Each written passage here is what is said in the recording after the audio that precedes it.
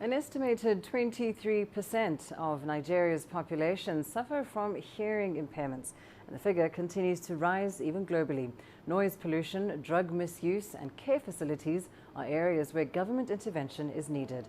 As CGTN's Kelechi Emekalam reports, the lack of ENT facilities in the country makes treatment less accessible. Mother of three, Patricia Giang leads a support group of women with hearing impairments in north-central Plateau State. She was born with a hearing defect. Her mother took ill while pregnant for Patricia, and the ailment affected her ability to hear.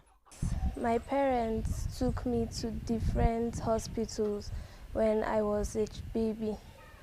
They tried to treat me, but there was no way for me to hear. I have accepted my fate because I am tired of going to different hospitals for treatment since when I was a little girl up till now.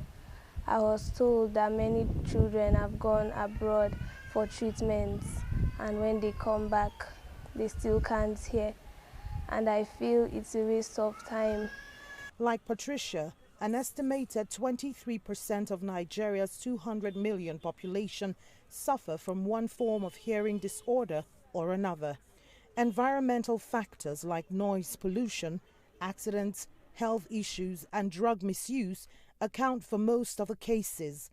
Although it is easy to access an audiologist in Nigeria, ENT facilities are inadequate and ill-equipped for preliminary checks. And such specialized treatments come very costly in the few private hospitals that offer the services. The facilities are not readily available. Even here as a teaching hospital, this is not equipped enough to be able to check screen children. We don't have enough, because we expect as a teaching hospital, we still have facilities to be able to say, okay, like other countries, a child is born, before the child leaves the hospital, you screen the child, be sure the child can hear or not. A cochlear implant that talks about millions of naira. Who can afford 5 or 6 million in this country for a cochlear implant? Noise-induced hearing loss is prevalent in Nigeria, but there are no government policies that protect citizens against it. We expect laws should be able to enact to check those who use music clubs. If you have policies like that, that checks those, okay, if you have to play your music to advertise, you use it as a certain decibels. Hearing are the major decibels. If it goes beyond this, we will come after you. That is okay. We say industries need to get what? Preventive measures. Like, okay, well, of course, there are noisy environment. We should be able to provide ear mugs and plugs for the workers. And if there are policies that check those things, then that we're able to help protect the rights of those workers. Experts warn that an upgrade of specialized facilities is needed at this time, especially with a surge in cases of hearing impairments, more so as hearing cells continue to degenerate with aging. Kelechi Emekalam, CGTN Plateau, Nigeria. Passion is flying sky high as one young Nigerian takes to aeronautic engineering.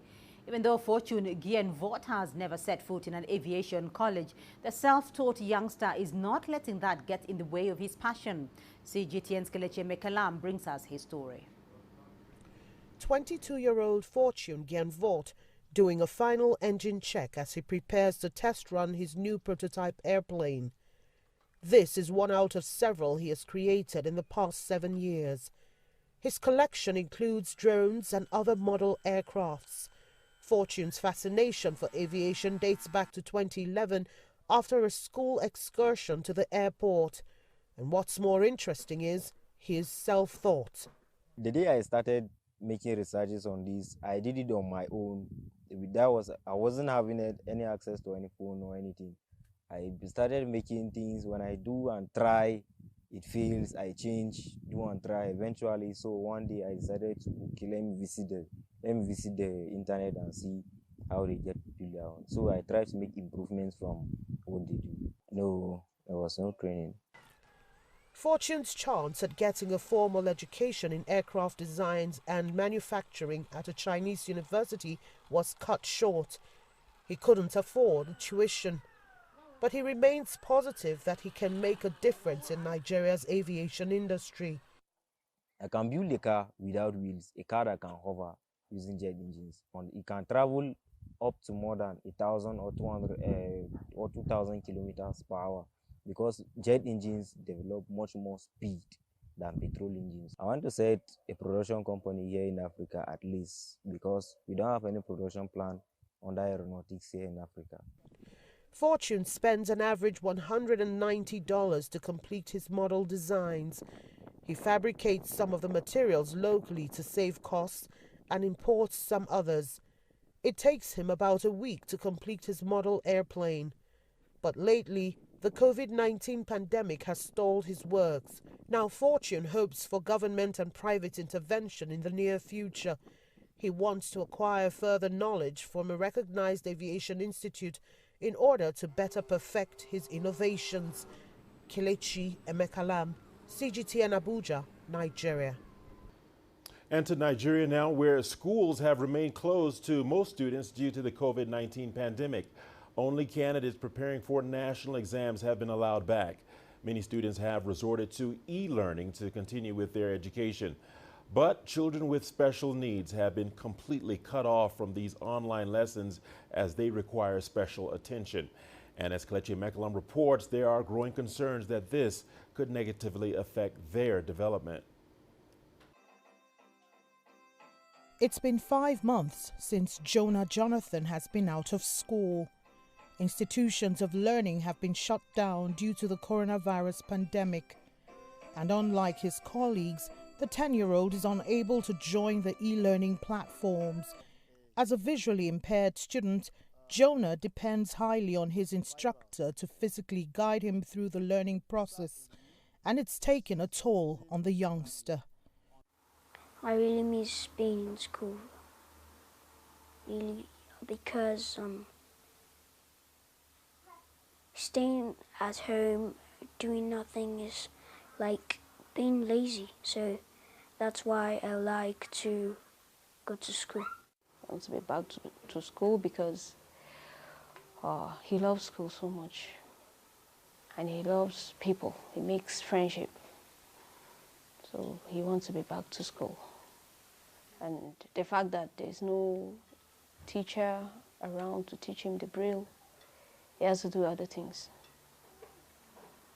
He sings, so since he cannot do the school things or stuff, he sings, he plays the instruments, and then goes for many occasions.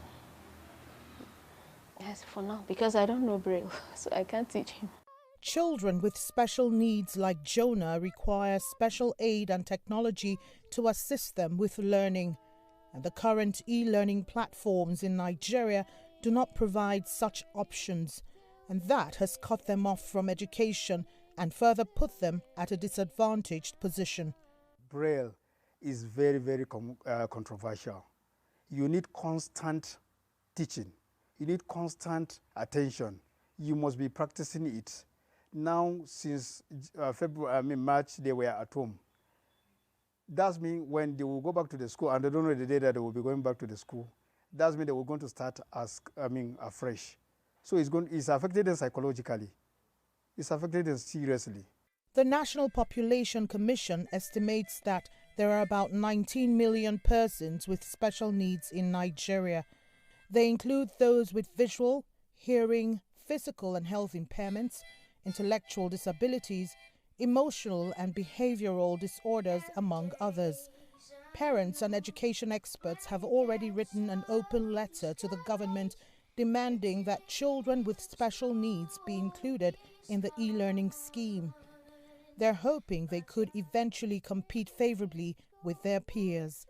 Kelechi Emekalam, CGTN Abuja, Nigeria.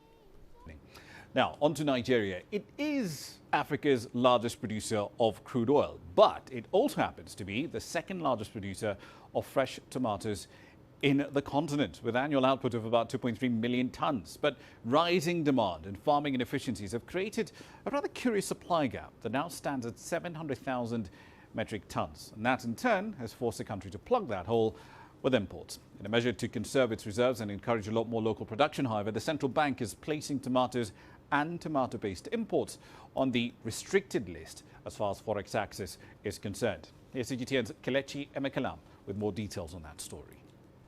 Cultivating tomatoes. It started out as a passion for Shadrach, a graduate of botany, but for nearly half a decade it has become his main income earner. He harvests 60 to 70 baskets of tomatoes every week from his half-hectare farm. When prices are up, a basket could sell for about $8.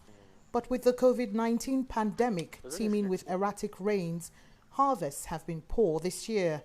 This has induced inflation and scarcity of this all-important food in Nigerian homes. It's quite lucrative because it sends something down to the account. Like many tomato farmers in Nigeria, Shadrach aims to expand production of the staple food.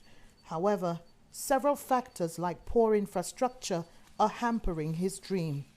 There are a lot of challenges.